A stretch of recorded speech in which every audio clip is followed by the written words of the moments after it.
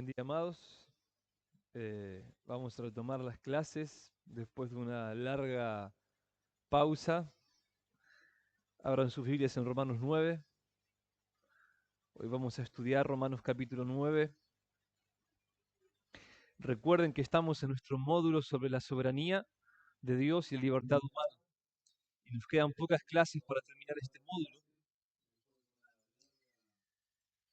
Hoy vamos a empezar a aprender acerca de la doctrina de la elección. Y tenemos que empezar estudiando Romanos 9, ya que Romanos 9 es el texto principal que usan los calvinistas para desarrollar y defender su posición. Este es el único texto que los calvinistas usan con fundamento para apoyar la elección incondicional. Después lo que ellos hacen es ver en cualquier otro texto de las Escrituras que hable de la elección lo que ellos entienden acá en Romanos 9. Se puede decir que el calvinismo es ver la Biblia a través de los lentes de Romanos 9. Y creo que la interpretación de Calvino y de los calvinistas de Romanos 9 es errónea. Y hoy quiero compartir con ustedes el fruto de mi estudio. Voy a darles 3 apartados. En primer lugar, vamos a ver un resumen de la posición calvinista. En segundo lugar, vamos a ver por qué la posición calvinista no es sustentable en el contexto de Romanos 9. Y en tercer lugar, vamos a tener una exposición bíblica de Romanos 9. Entonces, en primer lugar,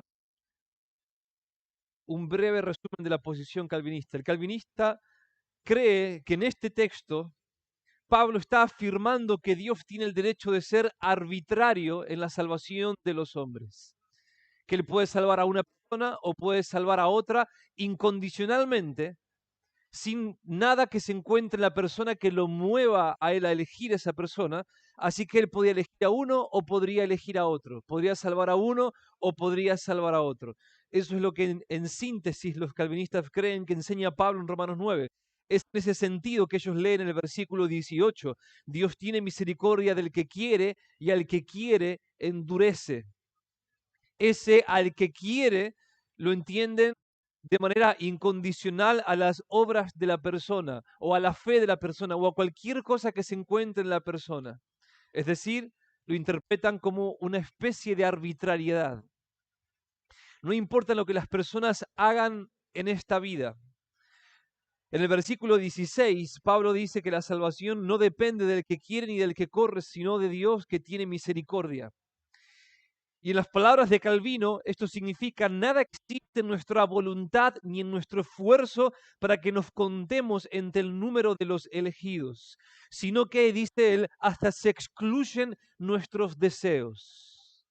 Así que nada, absolutamente nada de lo que una persona pueda hacer, nada, ningún movimiento de su voluntad, ningún deseo que la persona pueda tener, tiene nada que ver con su elección, dice Calvino. Así que, como dice Pablo en el versículo 18, el que quiere tiene misericordia, el que quiere endurecer, endurece. Para el calvinismo significa que fuimos predestinados para salvación si es que lo fuimos, de tal manera que si así lo fuimos, no podemos hacer nada para perdernos. Y por otro lado, si fuimos predestinados para condenación, no hay nada que podamos hacer para salvarnos, absolutamente nada. Nada de lo que nosotros hagamos puede cambiar nuestro destino impuesto por Dios. Calvino lo dice de manera muy directa en su libro Institución de la Religión Cristiana, donde él dice, no todos los seres humanos han sido creados con el mismo destino, sino que para algunos ha sido preordenada la vida eterna, mientras que a otros recibirán condenación eterna, según cada uno haya sido creado para uno u otro fin. Decimos que fue elegido, es decir, predestinado para vida, o reprobado, es decir, predestinado para condenación. De modo que esta es la lectura básica de los calvinistas de Romanos capítulo 9. Todo se puede resumir en la siguiente frase: elección y reprobación. Elección y reprobación. John Piper resume Romanos 9 de esta manera: lo que la elección incondicional enseña es que Dios decide quién estará en esos dos grupos, quién creerá e inmerecidamente será salvo y quién se rebelará y merecidamente perecerá. Dios elige en dos formas. Si la misericordia es definitivamente incondicional, también el endurecimiento es definitivamente incondicional. Ese es el resumen, hermanos. Ese es el resumen de la posición calvinista. Predestinación, elección incondicional, reprobación incondicional. Nada de lo que haga o no haga el hombre mueve a Dios, ya sea a salvarlo o a condenarlo. Antes de fundar el mundo, Dios elige a quienes va a predestinar para salvación y a quienes va a predestinar para condenación, y nada de lo que Él pide antes de la fundación del mundo tiene nada que ver con lo que Él con su conocimiento de lo que Él sabe que esas criaturas van a hacer en el tiempo.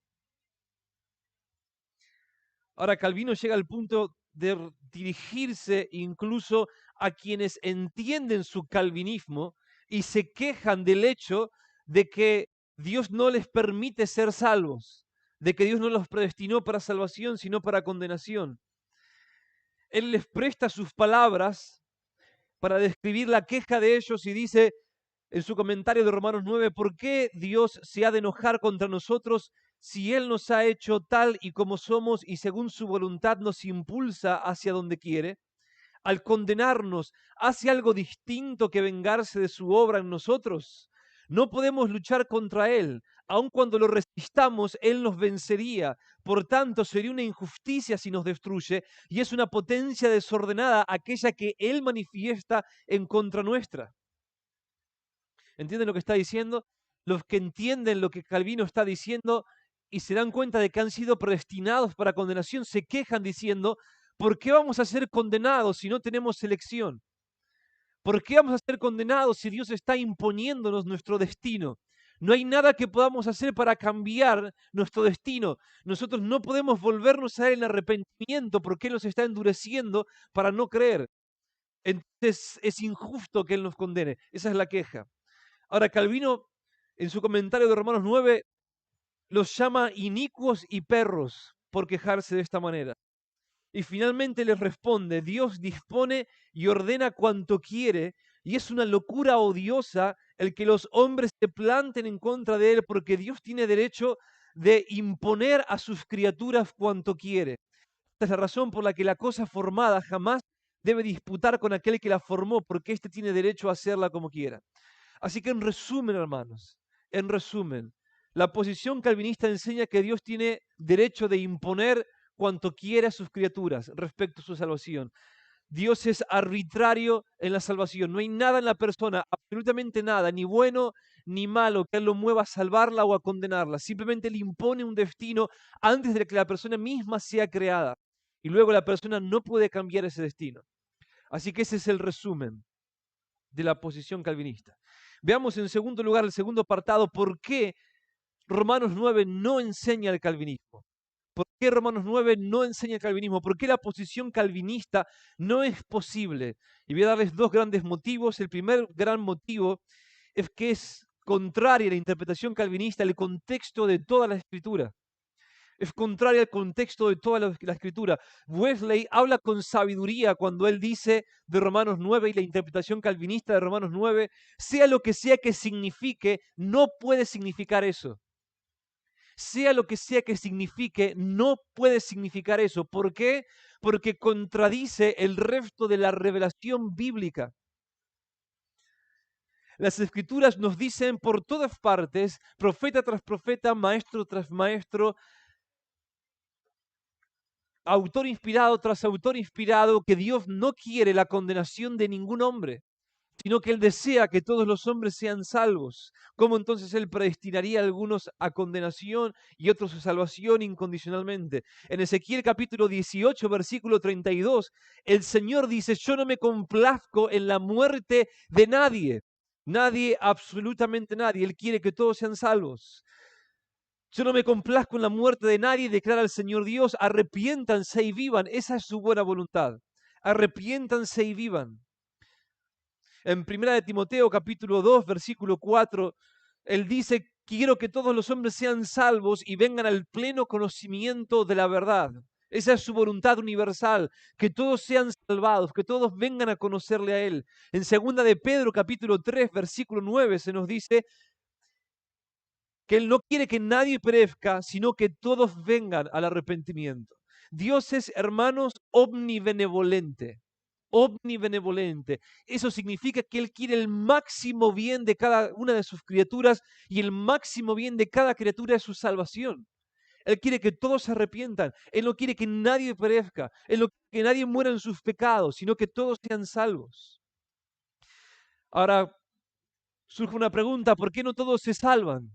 ¿Por qué no todos se salvan?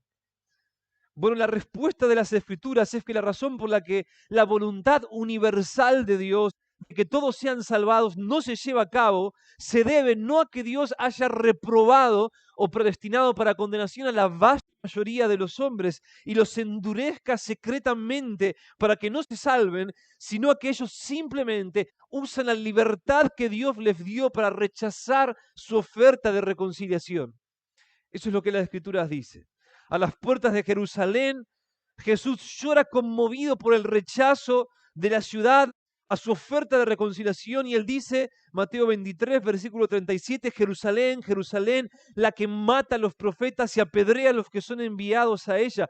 ¿Cuántas veces quise juntar a tus hijos como la gallina junta sus polluelos debajo de sus alas y no quisiste? Esta es la simple respuesta de la Escritura. Dios quiere, ellos no quieren. Cuántas veces quise reunirlos, dice Jesús, y no quisiste? Él quiso, ellos no, por lo tanto no fueron salvados. Él quiso, pero puesto que el hombre ha sido dotado con libertad, el hombre usa la libertad muchas veces para el mal. Los habitantes de Jerusalén no respondieron al Señor y Él está conmovido. Por eso Él extendió su mano para salvarlos, pero ellos no lo dejaron salvar. Esta es la simple respuesta de la Escritura. Por eso es que Él exclama vez tras vez en el Antiguo Testamento respecto a Israel, como en el Salmo 81. Oh Israel, tú me oyeras. No haya en ti Dios ajeno, ni adores a Dios extranjero. Yo, el Señor, soy tu Dios, que te saqué de la tierra de Egipto. Abre bien tu boca y la llenaré. Pero mi pueblo no escuchó mi voz, Israel no me obedeció. Por eso los entregué a la dureza de su corazón, para que anduvieran en sus propias intrigas. Oh, si mi pueblo me oyera, si Israel anduviera en mis caminos, en un momento yo subyugaría a sus enemigos y volvería mi mano contra sus adversarios. Los que aborrecen al Señor le fingirían obediencia y el tiempo de su castigo sería para siempre. Pero yo te alimentaría con lo mejor del trigo y con miel de la peña te saciaría.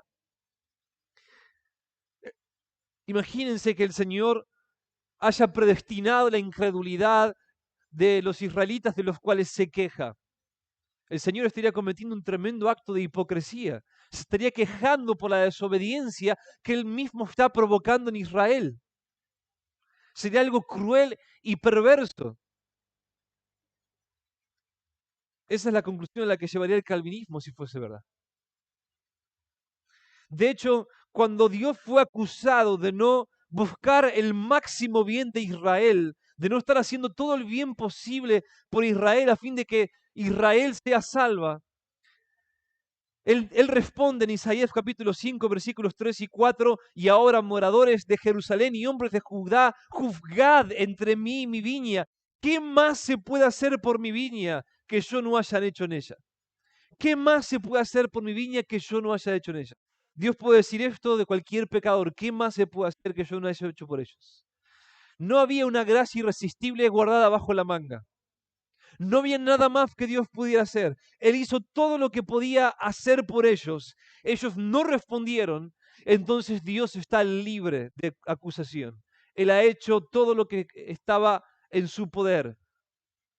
Él dio libre albedrío al hombre y no violará ese libre albedrío, aun cuando Él desea que el hombre sea salvado.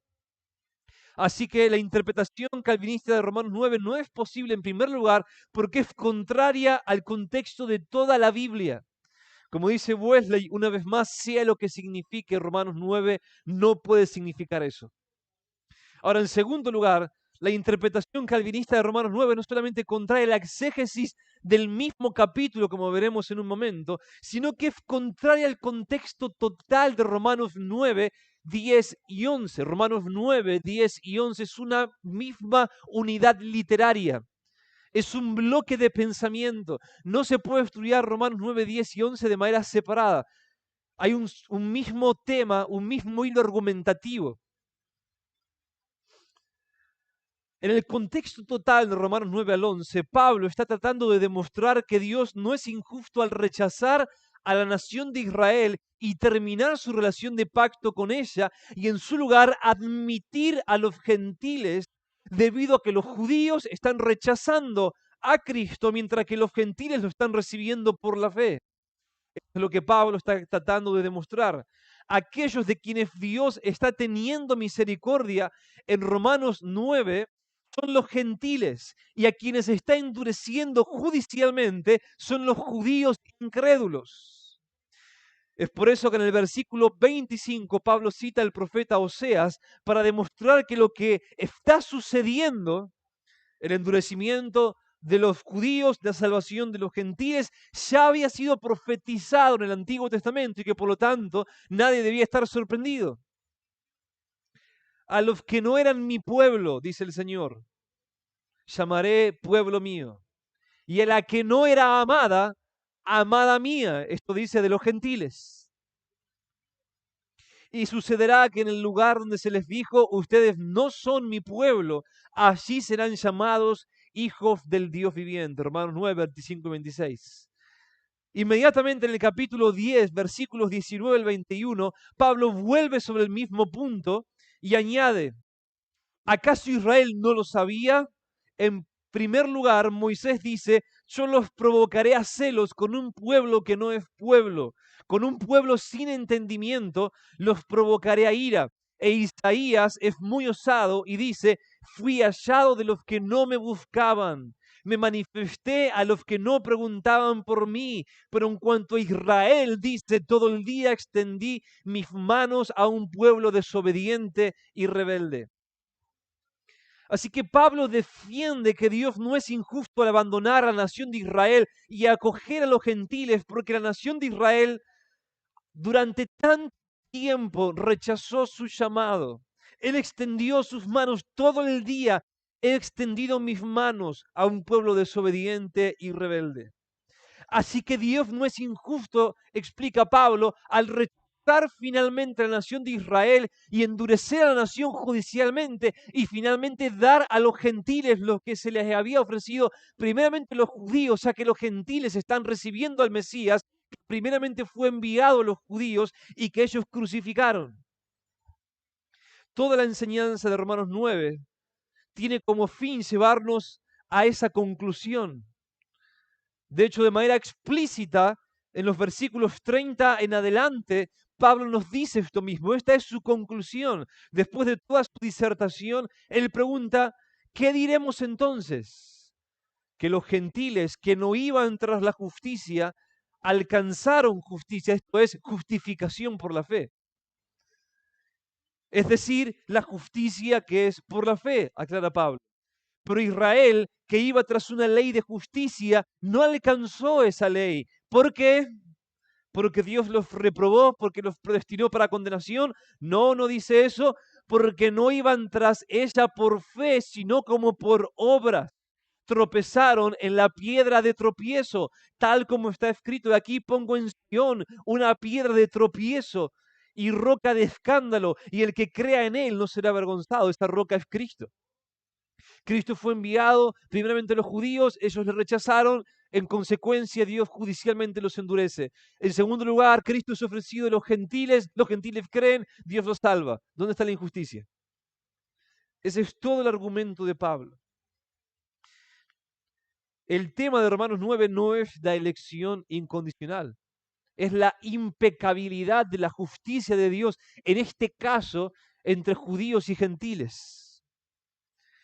Wesley dice con razón, es manifiesto que Pablo no se propone en manera alguna hablar de una elección o reprobación personal, y nos da 3 razones. En primer lugar, porque no tiene nada que ver con su propósito, que es mostrar que el rechazo de los judíos y la recepción de los gentiles por parte de Dios fue consistente con su palabra. En segundo lugar, porque tal doctrina no solo no hubiera ayudado a convencer a los judíos, sino que, por el contrario, hubiera tendido a endurecerlos más. Imagínense que Pablo dice, ¿saben qué? La razón por la que todos ustedes, pueblo de Israel, están siendo endurecidos ahora por Dios es porque a pesar de que Él los escogió durante miles de años como su nación especial y les extendió su mano para salvarlos, en realidad Él no quería salvarlos. Los endureció y los endureció y los endureció porque ustedes fueron en realidad predestinados para condenación y ahora le está dando a los gentiles lo que les ofreció a ustedes. Oh, hermanos, sería el colmo de la crueldad que Pablo les dijera algo así. Lo único que haría es endurecerlos más. Y en tercer lugar, dice Wesley, porque cuando resume su argumento al fin del capítulo, no dice ni una palabra ni ofrece ninguna sugerencia en tal sentido respecto a la elección o la reprobación. Ahora veamos algunos puntos en el contexto de Romanos 9 al 11, por los que la interpretación calvinista de Romanos 9 no es posible. En primer lugar, aunque en el momento en el que Pablo escribe Romanos 9, Dios ha terminado su relación de pacto con Israel y le ha entregado la dureza de su corazón, Dios ha tratado de salvar a Israel y de evitar el fin de su relación de pacto. Así que esa es la primera razón. Dios trató de salvar a Israel. Por eso Pablo argumenta que Dios no es injusto al dejar su relación especial con Israel y llamar a los gentiles, como explica en el capítulo 10, versículos 20 y 21, una vez más. E Isaías es muy osado y dice: fui hallado por los que no me buscaban, me manifesté a los que no preguntaban por mí. Pero en cuanto a Israel dice: todo el día he extendido mis manos a un pueblo desobediente y rebelde. Cientos y cientos y cientos de años Dios trató de salvar a Israel, extendió sus manos, pero ellos no quisieron responder a Él. Por lo que Pablo no puede estar queriendo enseñar en Romanos 9 que los israelitas que rechazaron a Jesús lo hicieron porque Dios los predestinó para condenación. Sería una locura. Pablo mismo está enseñando que Dios trató de salvar a Israel. ¿Cómo estaría enseñando a la vez que Dios predestinó para destrucción a aquellos a los que estuvo tratando de salvar? No tendría ningún sentido. Sería una contradicción. Pablo, hermanos, es complejo, pero él no está loco. Él no razona en círculos. Y Pablo está enseñando que Dios trató de salvar a Israel y de evitar el juicio que ahora ha caído sobre ellos. En segundo lugar, la segunda razón por la que Pablo no está enseñando la predestinación incondicional ni para salvación ni para condenación es que Dios sigue queriendo salvar a Israel. No solamente Él quiso salvar a Israel, Él sigue queriendo salvar a Israel. Pablo afirma que en el presente, de hecho, al llamar a los gentiles, Dios está buscando provocar a celos a los judíos para que se vuelvan a Él. Romanos 10, versículo 19, ¿acaso Israel no sabía? En primer lugar, Moisés dice: yo los provocaré a celos con un pueblo que no es pueblo, con un pueblo sin entendimiento los provocaré a ira. Así que Dios nos ha llamado a nosotros los gentiles también con el propósito de que los judíos se arrepientan, para provocarlos a celos. Es más, en Romanos 11:25, Pablo dice que el endurecimiento judicial que Israel está sufriendo en el presente no es definitivo, no es para condenación final, porque no quiero, hermanos, que ignoren este misterio para que no sean sabios en su propia opinión, que a Israel le ha acontecido un endurecimiento parcial, no definitivo, sino parcial, hasta que haya entrado la plenitud de los gentiles. Ellos todavía pueden ser salvados. De hecho, en el versículo 23 dice: y también ellos, si no permanecen en su incredulidad, serán injertados, pues poderoso es Dios para injertarlos de nuevo. Así que Dios no solamente trató de salvar a Israel, sino que Él está tratando de salvar a Israel. Por lo que Romanos 9 al 18, cuando Pablo dice: al que quiere endurecer, endurece, no está hablando de reprobación para salvación, sino de un juicio temporal. Un juicio temporal. Todavía Israel puede ser salvado. No es un juicio definitivo. En tercer lugar, la tercera razón es que Pablo ora y trabaja para salvar a Israel. Pablo ora y trabaja para salvar a Israel. Si Pablo en Romanos 9 estuviese queriendo enseñar que los israelitas han sido reprobados para perdición, nunca diría en Romanos 10, versículo 1, hermanos, el deseo de mi corazón y mi opinión y mi oración a Dios por ellos es para salvación. ¿Cómo Pablo estaría enseñando que Dios los predestinó para condenación y a la vez decir que Él está orando para que ellos sean salvados? Sería una contradicción, ¿no es cierto? Pablo estaría razonando como si él estuviese loco. Por un lado está diciendo, Dios los endurece porque fueron predestinados para condenación, y por otro lado dice, pero yo estoy pidiéndole a Dios que los salve. No tiene ningún sentido, ningún sentido. Y Pablo no solamente oraba por la salvación de los judíos, sino que también trabajaba por la salvación de los judíos. En el punto anterior vimos, según Romanos capítulo 10, versículo 19, Dios entró en relación con nosotros los gentiles para provocar a celo a los israelitas a fin de que se vuelvan a Él. Y en Romanos capítulo 11, versículos 13 y 14, Pablo nos dice que Él hace exactamente lo mismo que el Señor. Trabaja entre los gentiles para provocar a celo a los judíos.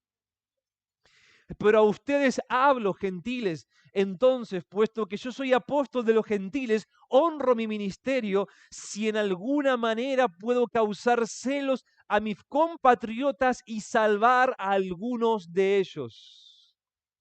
Así que Pablo no puede estar enseñando ningún tipo de predestinación personal, ni para condenación, ni para salvación.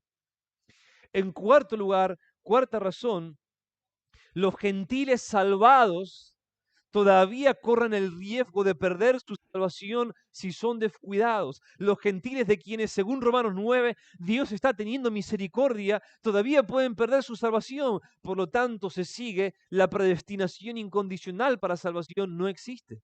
Si la salvación se puede perder, nadie fue predestinado para salvación. En Romanos capítulo 11, versículos 17 al 22, Pablo dice a los creyentes gentiles que el hecho de que ellos hayan sido elegidos en lugar de los israelitas para entrar en pacto con Él no significa que no puedan caer de ese pacto de la misma manera que sucedió con los judíos. Y lo dice de tal manera que más claro no lo podría decir. Pero si algunas de las ramas fueron desgajadas y tú, siendo olivo silvestre, fuiste injertado entre ellas y fuiste hecho participante con ellas de la rica savia de la raíz del olivo, no seas arrogante con las ramas. No seas altanero, versículo 20, sino teme. Porque si Dios no perdonó a las ramas naturales, tampoco a ti te perdonará. Mira pues la bondad y la severidad de Dios. Severidad para con los que cayeron, pero para ti bondad si permaneces en esa bondad. De lo contrario, tú también serás cortado.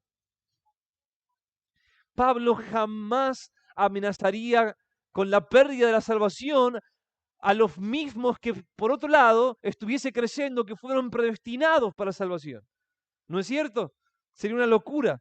Si Pablo los amenaza con la pérdida de la salvación, entonces él no cree que ellos fueron predestinados para salvación. Tan cierto, hermanos, como que 2 más 2 no es 5. Pablo no está enseñando acá la predestinación incondicional para salvación. Si la salvación se puede perder, entonces la predestinación para salvación no existe. No existe. Y sea lo que signifique la palabra elección en Romanos 9, no puede significar predestinación incondicional para salvación. Sería absurdo. En quinto lugar, quinta razón, otra razón por la que Romanos 9 al 11 no enseña la elección incondicional, se debe a que esa teoría contradice radical y explícitamente la enseñanza de Pablo a través de todo el libro de Romanos de que Dios no hace acepción de personas. En Romanos capítulo 2, a partir del versículo 6, Pablo dice, el cual pagará a cada uno conforme a sus obras. Dice esto respecto a la salvación. A los que por la perseverancia en hacer el bien buscan gloria, honor e inmortalidad, vida eterna. Pero los que son ambiciosos y no obedecen a la verdad, sino que obedecen a la injusticia, ira e indignación. Habrá tribulación y angustia para toda alma humana que hace lo malo, del judío primeramente y también del griego, pero gloria y honor y paz para todo el que hace lo bueno, al judío primeramente y también al griego, porque Dios no hace acepción de personas. Dios no hace acepción de personas. Él salvará al judío o al gentil que se arrepienta y crea y persevere en arrepentimiento y fe, sin importar su raza, porque Dios no hace acepción de personas. Dios salva al que se arrepiente y cree. Dios no tiene condicionamientos. Dios no tiene ningún favorito. Él no tiene inclinaciones como nosotros, hermanos, para favorecer a uno por sobre otro. De hecho, en Romanos capítulo 10, en medio de su disertación sobre el caso entre judíos y gentiles, Pablo dice, pues la Escritura dice, todo el que cree en él no será avergonzado, porque no hay distinción entre judío y griego, no hay distinción de personas, no hay acepción de personas. Pues el mismo Señor es Señor de todos, abundando en riquezas para todos los que le invocan, porque todo el que invoque el nombre del Señor será salvo. Pablo, ¿por qué se están salvando los gentiles? ¿No es acaso Israel tu único pueblo escogido? La respuesta de Pablo acá es, inspirado por el Espíritu Santo, no hay acepción de personas, no hay distinción entre judíos y gentiles. Todos los que invoquen el nombre del Señor serán salvados independientemente de su raza. Así que si Dios no hace acepción de personas y lo demuestra en la manera en la que Él salva a las personas, la manera en la que Él salva al judío o al gentil, ¿cómo podría Pablo estar enseñando en Romanos 9? Dios, por otro lado, hace acepción de personas, predestinando a algunos para salvación y condenando a otros al infierno de manera arbitraria, de manera incondicional. Es lo mismo. Incondicional, arbitrario es lo mismo, hermanos. ¿Cómo podría estar enseñando, por un lado, que no hay acepción de personas y que por otro lado sí hay acepción de personas? Que Él no hace distinción para salvar al judío o al gentil, pero que por otro lado sí lo hace. Dios toma en cuenta lo que la persona hace para salvarla, hermanos. Según Romanos 2, el que persevera en hacer el bien. Según Romanos 10, todo aquel que invoque el nombre del Señor. Dios toma en cuenta lo que la persona hace para salvarla. La salvación no es arbitraria, Él no salva a alguien porque sí, lo salva porque se arrepiente y cree. La salvación tiene condiciones. Él salva al que se arrepiente y cree. Toma en cuenta lo que la persona hace. Ahora, si la salvación tiene condiciones, ¿cómo Pablo está enseñando que los hombres fueron predestinados para salvación incondicionalmente? Si en el mismo contexto de Romanos 9 enseña que la salvación tiene condiciones, ¿cómo estaría enseñando, por otro lado, que las personas son predestinadas incondicionalmente para salvación? Si la salvación tiene condiciones. Pablo estaría diciendo algo sumamente absurdo, complejo y sin sentido. Pasemos, hermanos, ahora al tercer apartado. El primer apartado vimos un resumen de la posición calvinista. En el segundo apartado vimos las razones generales por las que Romanos 9 no puede sustentar la posición calvinista. Y espero que eso haya sido suficiente, hermanos, para ustedes. Ahora, en tercer lugar, veamos una explicación bíblica de Romanos 9. Volvamos a situarnos una vez más en este contexto. Recordemos que Pablo quiere demostrar en esta porción que Dios no es injusto al abandonar a los judíos y llamar a los gentiles, puesto que los judíos han rechazado al Mesías, mientras que los gentiles lo están recibiendo. Ahora, los judíos tenían dos objeciones básicas. Ellos decían, por un lado, que Dios no podía abandonar a Israel porque ellos eran los verdaderos hijos de Abraham. Nosotros somos los verdaderos hijos de Abraham, no los gentiles. Por lo tanto, Dios no nos puede abandonar. Eso significaría romper su palabra. Y su segunda objeción era que ellos estaban llenos de buenas obras, mientras que los gentiles no tenían buenas obras. De tal manera que Dios sería injusto si los abandona a ellos, santos entre todas las naciones, y por otro lado salva a los gentiles, que no tenían ningún mérito. Así que todo lo que va a decir Pablo en Romanos 9 tiene como propósito responder a estas dos objeciones. Y debemos leer Romanos 9 con esto en mente. Todo tiene como propósito responder a estas dos objeciones. Comencemos por la primera. Pablo, después de expresar a partir del versículo 1 en adelante su dolor por la perdición de Israel y enumerar versículos 2 al 5, los privilegios que Dios dio a Israel, afirma que sus promesas no han fallado a Israel como los judíos decían, por el hecho de que Dios se desentendió de ellos como nación, porque esta es su respuesta, sus promesas se cumplen en la descendencia espiritual de Abraham, no en su descendencia física. Su palabra, sus promesas se cumplen en la descendencia espiritual de Abraham, no en su descendencia física. Explica él en los versículos 6 al 8, pero no es que la palabra de Dios haya fallado, porque no todos los descendientes de Israel son Israel, ni son todos hijos por ser descendientes de Abraham, sino que por Isaac será llamada tu descendencia. Esto es, no son los hijos de la carne los que son hijos de Dios, sino que los hijos de la promesa son considerados como descendientes. ¿Cuál es la respuesta de Pablo a la primera objeción de los judíos? No todos los descendientes físicos de Abraham son descendientes espirituales de Abraham. No todos los hijos de la carne de Abraham son hijos de Dios. Alguien puede ser hijo de Abraham y no ser un hijo de Dios. Ser un hijo físico, un descendiente de Abraham, no convierte a nadie en un descendiente espiritual de Abraham.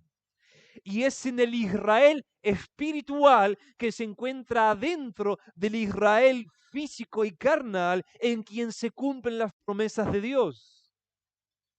Esa es la respuesta de Pablo. Pablo ya dejó en claro en Romanos capítulo 2, versículos 28 y 29, que no todos los judíos son verdaderamente judíos según Dios. Porque no es judío el que lo es exteriormente, dice Pablo, ni la circuncisión es la externa en la carne, pues es judío el que lo es interiormente, y la circuncisión es la del corazón por el espíritu, no por la letra. Así que no todos los judíos son verdaderamente judíos, dice Pablo. De hecho, esta idea se repite en otros pasajes, como en Gálatas capítulo 3, versículos 7 al 9, donde Pablo quiere mostrar por qué los gentiles también son considerados hijos de Abraham. Y él nos muestra por qué. Es porque ellos han cumplido, nosotros hermanos, hemos cumplido la condición para ser descendientes espirituales de Abraham. Porque sepan, dice Pablo, que los que son de fe, los que tienen fe, estos son hijos de Abraham. La Escritura, previendo que Dios justificaría a los gentiles por la fe, anunció de antemano las buenas nuevas a Abraham, diciendo, en ti serán benditas todas las naciones. Así que los que son de fe son bendecidos con Abraham el creyente. Hermanos, la respuesta de Pablo a la primera objeción de los judíos es esta. Las promesas de Dios no fallaron por el hecho que Dios se desentienda de Israel como nación, porque las promesas de Dios tenían condiciones. Había que tener fe. Para ser un descendiente espiritual de Abraham hay que tener la fe de Abraham. Hay que ser un verdadero creyente. Así que, puesto que Israel en general no cumple esas condiciones, Dios no está incumpliendo su palabra. Su palabra se cumple en aquellos que cumplen las condiciones, en el Israel espiritual. Ahora Pablo, para probar este punto, nos da varios casos, el caso de Ismael e Isaac y el caso de Jacob y Esaú, para demostrar que desde un principio Dios ha estado seleccionando la descendencia espiritual de Abraham de entre su descendencia física. Pablo quiere probar que desde un principio nadie ganó el derecho a la promesa espiritual que Dios hizo a Abraham por el mero hecho de ser su descendiente. Ese es su punto. Él quiere demostrar que entre los descendientes físicos de Abraham se cuentan los descendientes espirituales de Abraham, los verdaderos creyentes. Y nos ofrece estos dos casos históricos: la elección de Isaac en lugar de Ismael y la elección de Jacob en lugar de Esaú, con quienes Dios, al elegirlos, al salvarlos, al contarlos como descendencia espiritual, entró en pacto convirtiéndolos en patriarcas y perpetuando así la promesa de la venida del Mesías. Versículo 9, porque la palabra de la promesa es esta: por este tiempo volveré y Sara tendrá un hijo. Esto lo dice respecto a Isaac, como lo dice en el versículo 7, por Isaac será llamada tu descendencia. Isaac fue escogido en lugar de Ismael. Él es la verdadera descendencia espiritual, no Ismael, a pesar de que Ismael es también hijo de Abraham. Y no solo esto, sino que también Rebeca concibió mellizos de uno, nuestro padre Isaac, porque cuando aún los mellizos no habían nacido y no habían hecho nada, ni bueno ni malo, para que el propósito de Dios conforme a su elección permaneciera, no por las obras, sino por el que llama, se le dijo a Rebeca: el mayor servirá al menor. Esto es, no Esaú a Jacob, sino Edom a Israel. Puesto que Dios entró en pacto con Jacob y a partir de él formó la nación de Israel, dándole supremacía sobre las demás naciones. Tal como está escrito: a Jacob amé, mas a Esaú aborrecí, cosa que no significa que Dios no quiso salvar a Esaú, sino que a pesar de que Esaú era el primogénito y sería lo más normal que él sea el patriarca, puesto que Esaú no fue un verdadero creyente, sino Jacob, Dios eligió como su descendiente espiritual a Jacob, a pesar de no ser el primogénito, y con él entró en pacto. Ahora, el ejemplo de Isaac e Ismael nos demuestra que la descendencia física de Abraham no asegura ser aceptado por Dios, y el ejemplo de Esaú y Jacob demuestra que las obras tampoco aseguran ser parte del linaje espiritual de Abraham. Pablo ya argumentó lo primero, ahora va a argumentar lo segundo. Ahora, analicemos el caso de Jacob y Esaú. Recuerden, Pablo quiere responder a dos objeciones de los gentiles, de los judíos, perdón. En primer lugar, ellos decían, una vez más, si nosotros somos los verdaderos descendientes de Abraham, Dios no puede descenderse de nosotros. Primera respuesta de Pablo: no. Las promesas de Dios tenían condiciones y se cumplen solamente en la descendencia espiritual de Abraham, que son los que tienen fe. Así que no hay ningún problema con que Dios esté salvando a los gentiles porque ellos están teniendo fe. Y ellos son hijos de Abraham, mientras que los judíos, según la carne, no son descendientes de Abraham espirituales porque no tienen fe. No hay ninguna injusticia. Segunda objeción, los judíos decían: nosotros tenemos buenas obras. Los gentiles no tienen buenas obras, por lo tanto, Dios es injusto al no salvarlos a nosotros, puesto que tenemos buenas obras, y salvar a los gentiles que no tienen buenas obras. Ahora, respecto a esta segunda objeción, la respuesta de Pablo en todo Romanos 9 al 11 es que Dios no llama a las personas para entrar en relación con Él debido a sus buenas obras, ni las salva a causa de sus buenas obras, sino que las llama por gracia, y por gracia las salva cuando ellas responden a Él con fe. Es por eso que por más que los judíos hagan buenas obras con celo, Dios los ha rechazado, puesto que ellos se han negado a reconocer su necesidad de Cristo. Y que por otro lado, a pesar de que los gentiles no estaban haciendo buenas obras cuando Dios los llamó, ellos fueron salvados porque ellos creyeron y recibieron al Mesías. Si la salvación fuese por obras, los judíos tendrían que ser salvados y los gentiles no tendríamos ninguna esperanza de salvación. Pero puesto que la salvación no depende de las obras, sino que depende de qué hacemos con Cristo, y los judíos han rechazado a Cristo, Dios ha rechazado a los judíos y Él está salvando a los gentiles. Recuerden una vez más, hermanos, que esta es exactamente la conclusión a la que Pablo quiere llevarnos en todo Romanos 9. ¿Qué diremos entonces? Que los gentiles que no iban tras la justicia, es decir, que no estaban haciendo buenas obras, alcanzaron justicia, es decir, la justicia que es por fe. Aunque no estábamos haciendo buenas obras, creímos y fuimos declarados justos en virtud de lo que Cristo hizo a nuestro favor. Pero Israel, que iba tras una ley de justicia, no alcanzó esa ley. ¿Por qué? ¿Por qué si los israelitas hacen buenas obras y están siguiendo la ley y son celosos de la ley, por qué ellos no son justificados? ¿Por qué nosotros somos declarados justos ante Dios, nosotros que no hacemos buenas obras, y los judíos que sí hacen buenas obras no son considerados justos ante Dios? Porque no iban tras ella por fe. sino como por obras. Tropezaron en la piedra de tropiezo que es Cristo. Tal como está escrito, he aquí pongo en Sion una piedra de tropiezo y roca de escándalo, y el que crea en él no será avergonzado. Luego le añade el capítulo 10, versículo 2, yo testifico a su favor que tienen celo de Dios, pero no conforme a pleno conocimiento, pues desconociendo la justicia de Dios y procurando establecer la suya propia, cosa que significa que querían salvarse por obras, ignorando que por obras Dios no los puede salvar, no se sometieron a la justicia de Dios, porque Cristo es el fin de la ley para justificar a todo aquel que cree. El propósito de la ley era llevar a los judíos a Cristo, era prepararlos para que ellos reconocieran su necesidad de Cristo. En lugar de eso, convirtieron la ley en una escalera de méritos.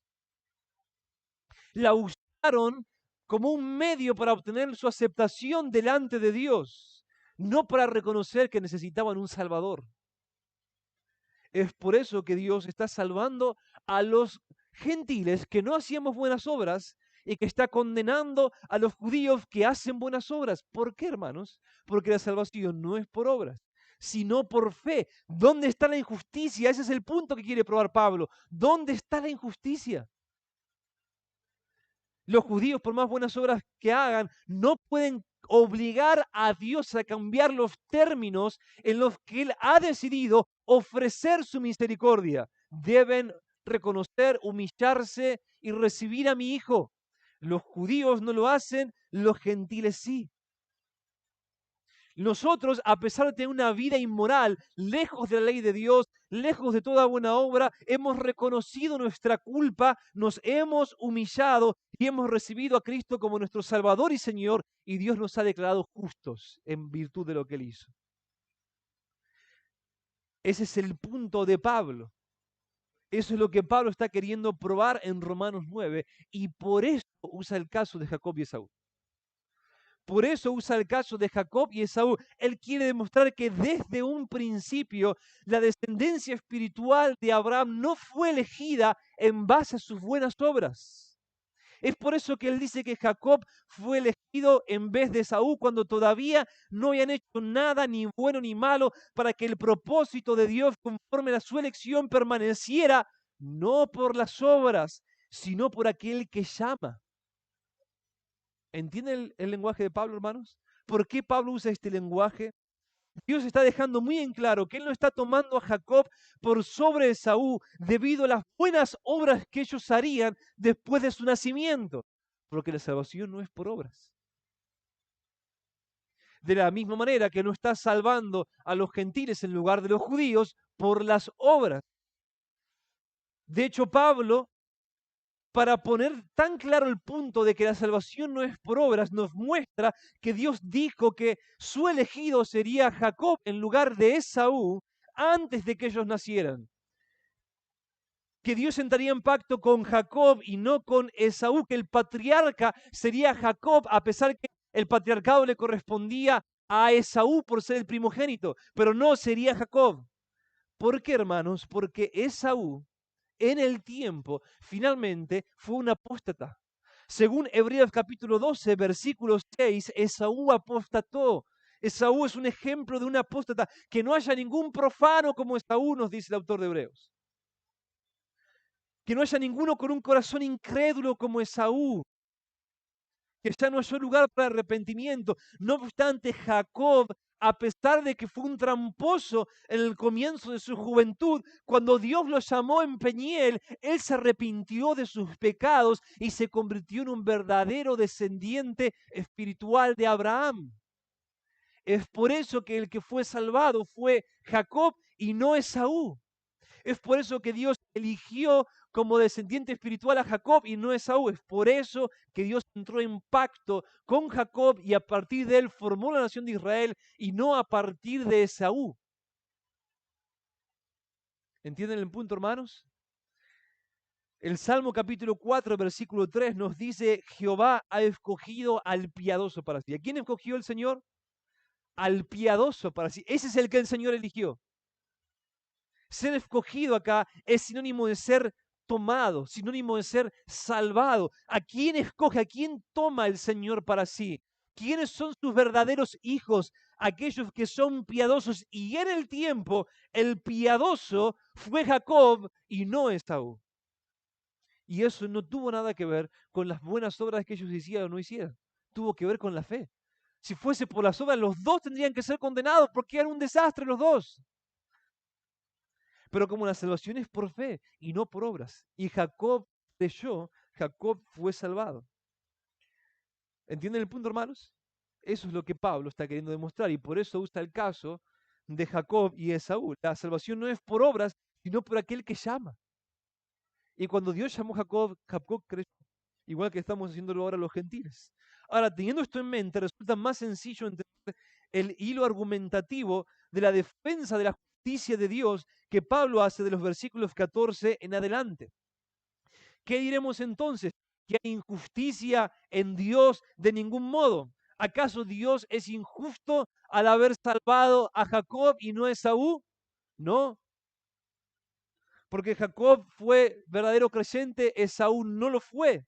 De la misma manera, ¿es Dios injusto al salvar a los gentiles a pesar de nuestros deméritos y condenar a Israel a pesar de tener la primogenitura por derecho al igual que Esaú? No, porque nosotros al igual que Jacob, a pesar de no ser los primogénitos del Señor, estamos teniendo fe. Nos hemos arrepentido de nuestros pecados. E Israel, al igual que Esaú, ha rechazado su derecho a la primogenitura. Ha rechazado al Señor. ¿Dónde está la injusticia? ¿Hay acaso alguna injusticia en el Señor? De ninguna manera.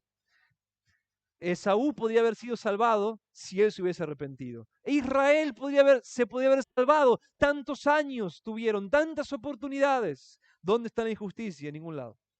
A continuación, en el versículo 15, Pablo usa las Escrituras para martillar su argumento sobre la impecabilidad de la justicia de Dios, porque él dice a Moisés: tendré misericordia del que yo tenga misericordia y tendré compasión del que yo tenga compasión. Dios es libre, dice Pablo, de ofrecer misericordia a quien Él quiera. Dios es libre de aplicar su misericordia y compasión a quien Él quiera. Y Él ha establecido claramente los términos. Según Ezequiel capítulo 18, si el impío se aparta de su impiedad y hace justicia, ninguna de sus impiedades le será recordada. Por la justicia que hizo vivirá. Y eso es lo que están haciendo los gentiles, dice Pablo. Nos hemos arrepentido de nuestra impiedad y ninguna impiedad nos es recordada. Pero si el justo se aparta de su justicia, por su impiedad morirá. Ninguna de las justicias que hizo le serán recordadas. Y eso es lo que está pasando con los judíos. Dios ha establecido que esos y solo esos son los términos de su misericordia y no cambiarán. Los judíos no lo han cumplido, los gentiles sí. Y como Dios no tiene favoritos porque Él no hace acepción de personas y porque la salvación no es por obras, entonces Dios está condenando a los judíos, los ha abandonado y está salvando a los gentiles. Por lo que concluye Pablo en el versículo 16 sobre este tema de a quienes Dios elige como su descendencia espiritual, así que no depende del que quiere ni del que corre, sino de Dios que tiene misericordia. Esta fraseología es otra forma que Pablo tiene de decir que la salvación no depende de las obras, sino de la misericordia de Dios. Como Pablo lo explica en su conclusión una vez más en el versículo 30, los judíos están queriendo y corriendo, pero la salvación no depende del que quiere ni del que corre, sino de Dios que tiene misericordia. Y Dios no está teniendo misericordia de ellos porque ellos quieren y corren, pero de una manera errada. Ellos quieren y corren en lo concerniente a la ley de Dios, pero de una manera equivocada, de una manera carnal, de una manera legalista, sin sinceridad, impulsados por un celo religioso. Una vez más, por Israel, que iba tras una ley de justicia, ¿no? La salvación no depende del que quiere ni del que corre. Israel iba, quería y corría, iba tras una ley de justicia, no alcanzó esa ley. ¿Por qué? No porque Dios los haya predestinado para condenación, porque no iban tras ella por fe. Entonces querían y corrían, pero no por fe, sino como por obras, pues desconociendo la justicia de Dios y procurando establecer la suya propia, no se han sometido a la justicia de Dios, porque Cristo es el fin de la ley para justicia a todo aquel que cree. Ellos querían ser el pueblo de Dios, querían y corrían, pero puesto que la salvación no depende de ese tipo de obras, no depende de correr y creer en ese sentido, los judíos no se están salvando. Nosotros ni queríamos ni corríamos. No estábamos buscando a Dios, no estábamos haciendo buenas obras, no estábamos tratando de ser aceptados por Él. ¿Qué diremos entonces, dice Pablo, que los gentiles que no iban tras la justicia alcanzaron la justicia? ¿Por qué? Porque nosotros fuimos predestinados para la salvación, los judíos no. No, es decir, justicia que es por fe, porque creímos. ¿Cuál es el punto de Pablo, hermanos, acá? Nadie se salva por ser gentil o por ser judío, y nadie se salva por las obras. Ni el linaje, ni las obras de una persona pueden recomendarla delante de Dios. Nos salvamos solo por recibir a Cristo por la fe. ¿Lo ven claro, hermanos? Estoy tratando de ser redundante, pero ¿lo ven claro? Ahora, Pablo continúa su defensa de la justicia de Dios en los versículos 17 al 18, mostrando un ejemplo de cómo Dios ha procedido en la historia con aquellos que como Israel han rechazado el llamado de Dios. Para que quede claro que no es extraño que Dios juzgue ahora a Israel entregando la nación a la dureza de su corazón. Porque la Escritura dice a Faraón: para esto mismo te he levantado, para demostrar mi poder en ti y para que mi nombre sea proclamado en toda la tierra. Así que Dios tiene misericordia del que quiere y al que quiere endurece. ¿Qué está haciendo Pablo acá? Pablo está mostrando que Dios no fue injusto al condenar y endurecer a Faraón. Y ningún israelita diría que Dios fue injusto en ese caso. Todos están de acuerdo en que Dios fue justo al endurecer a Faraón. 10 veces lo llamó severamente por medio de Moisés. 10 veces. 10 veces él llamó a Faraón al arrepentimiento. 10 oportunidades tuvo Faraón y en cada una de esas él rechazó el llamado de Dios. Por lo tanto, Dios no es injusto al endurecerlo. Ahora, el punto de Pablo entonces es: ¿y qué puede decir entonces Israel? Si Israel ha tenido más que 10 oportunidades, ha tenido miles de oportunidades para arrepentirse de su pecado y no lo ha hecho. ¿Esperan acaso que Dios proceda de una manera distinta? Dios endureció a Faraón porque él es justo. ¿Acaso no endurecerá ahora a Israel? Ese es el punto que Pablo quiere probar.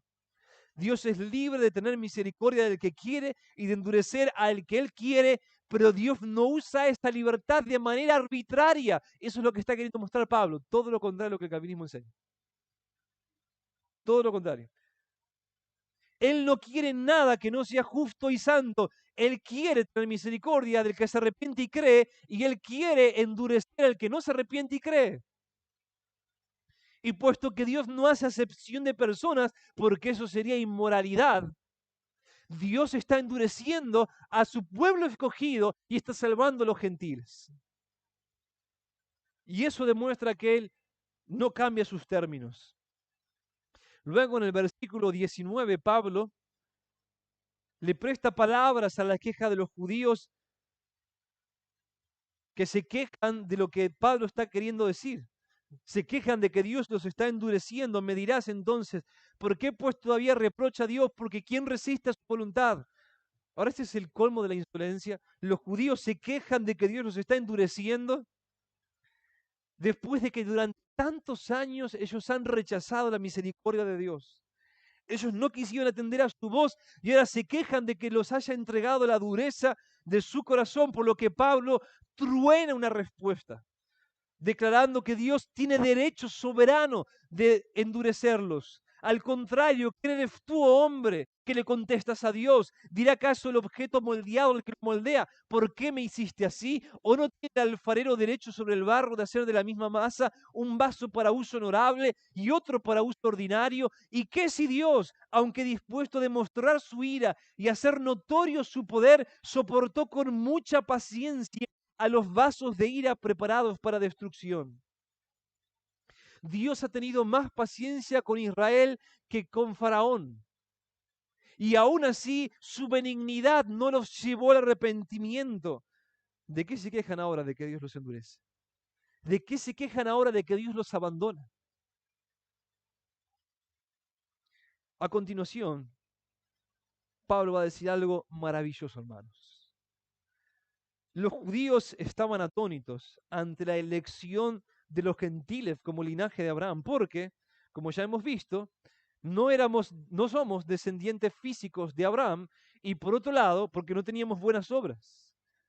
Pero hay una razón más por la que ellos están sorprendidos. Ellos pensaban que eran los únicos elegidos. Pensaban que eran el único pueblo elegido. Y Pablo quiere demostrar que Dios ya había profetizado en el Antiguo Testamento que Él iba a expandir su elección de hijos de Abraham hasta lo último de la tierra. Versículos 23 y 24, Pablo muestra que Él tiene derecho de hacer esto. Tiene derecho de dar a conocer las riquezas de su gloria sobre los vasos de misericordia que de antemano Él preparó para gloria, es decir, nosotros a quienes también llamó, no solo de entre los judíos, sino también de entre los gentiles. Nosotros, hermanos, somos vasos preparados de antemano para gloria. ¿Por qué Pablo usa este vocabulario? Porque él dice vasos preparados de antemano para gloria. Bueno, en el versículo 25 él muestra que Dios ya había profetizado que era nuestro destino como gentiles convertirnos en descendencia espiritual de Abraham. Nosotros también seríamos llamados, también seríamos escogidos, como también dice en Oseas, a los que no eran mi pueblo llamaré mi pueblo, y a la que no era amada, amada mía. Así que no es ninguna sorpresa, dice Pablo, que los gentiles se estén salvando. Dios había profetizado en el Antiguo Testamento que nosotros seríamos llamados. Nosotros también éramos vasos preparados de antemano para gloria, no para destrucción. Oh, hermanos, eso es tremendo. Y por otro lado, los versículos que quedan de Romanos 9, él muestra que de la misma manera la Escritura ya había profetizado que de entre los israelitas solamente se salvarían los descendientes espirituales de Abraham, no toda la nación, solamente el remanente. Versículo 27, Isaías dice, aunque el número de los hijos de Israel sea como la arena del mar, solamente el remanente será salvo. Así que Pablo concluye diciendo, miren, la Escritura ya lo había dicho. Solamente el remanente de Israel sería salvado, solamente los que tienen fe de entre toda la nación, y también los gentiles serían llamados. Conclusión, hermanos. ¿Qué conclusión podemos sacar de lo que Pablo nos dice en Romanos 9? Bueno, hermanos, la misma que Pablo quiere que nosotros saquemos. Que Dios no es arbitrario en sus elecciones. Eso es lo que Pablo está queriendo probar acá. Dios no es arbitrario en sus elecciones, sino que salva sin excepción de personas a todos los que se arrepienten de sus pecados y creen en el Mesías, en su Hijo Jesucristo. Así que Pablo, lejos de probar el calvinismo en esta porción, está refutando su tesis principal. ¿Se dan cuenta? Lejos de probar el calvinismo, está refutando su tesis principal, a saber que Dios es arbitrario en sus elecciones. Pablo enseña que las elecciones de Dios se rigen por principios morales que Él estableció en el llamado del Evangelio. El que cree será salvo, pero el que no cree será condenado, sin excepción de personas. ¿Lo ven claro, hermanos? ¿Lo han podido ver? Ahora, podemos resumir para concluir los puntos principales de toda la exégesis de Romanos 9 al 11 en los siguientes encabezados. 1. Dios se ha desentendido de la nación de Israel por causa de su rechazo de Cristo y los ha endurecido judicialmente. 2. Dios ha llamado a los gentiles por gracia para provocar a celo a los gentiles. 3. Los judíos que se pierden porque a pesar de su celo religioso son incrédulos. 4. Los gentiles que se salvan por la fe a pesar de que no estaban preocupados por la ley de Dios cuando fueron llamados. 5. La caída de los judíos no es definitiva, todavía pueden ser salvados si se arrepienten de su incredulidad y se vuelven creyentes en Cristo. Y 6. Los gentiles todavía pueden perderse si abandonan su fe y se vuelven nuevamente incrédulos. Ahora, hermanos, ¿de dónde sale el calvinismo acá? ¿De dónde sale? De ningún lado. ¿De dónde sale el calvinismo, hermanos? De mentes de hombres confundidos, nada más. Mentes de hombres confundidos. Una cadena de gran confusión, tomando Romanos 9 fuera de su contexto, fuera de su contexto general, fuera del contexto de toda la Biblia, para imponerle ahí una filosofía que nunca debería haber entrado en la historia del cristianismo. Una filosofía determinista. Hermanos, esta es la conclusión de Romanos 9 y acá terminamos hoy. Dios no es injusto. Él juzga sin hacer acepción de personas. Él no ha decretado salvar a unos pocos, predestinándolos incondicionalmente a la salvación y creando a la vasta mayoría solamente como carbón para el infierno, hermanos.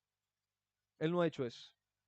Él ha decretado una sola cosa: salvar a todo aquel que cree y condenar al que no cree. Nuestros destinos no están sellados, hermanos. Nosotros no deberíamos ni siquiera entretener tales pensamientos, como la doctrina de la elección incondicional, que tanto mal han traído en la historia de la iglesia, tanta confusión, tanto desaliento, que han provocado tantas blasfemias. Ni entretener, ni atrevernos a pensar que tales cosas podían encontrarse en la cabeza de un apóstol. Hermanos, nosotros no creemos en destinos sellados como creen los musulmanes. Nosotros creemos en un Dios soberano que nos ha dado libertad y que nos da miles de oportunidades para ser salvos, como el texto lo demuestra.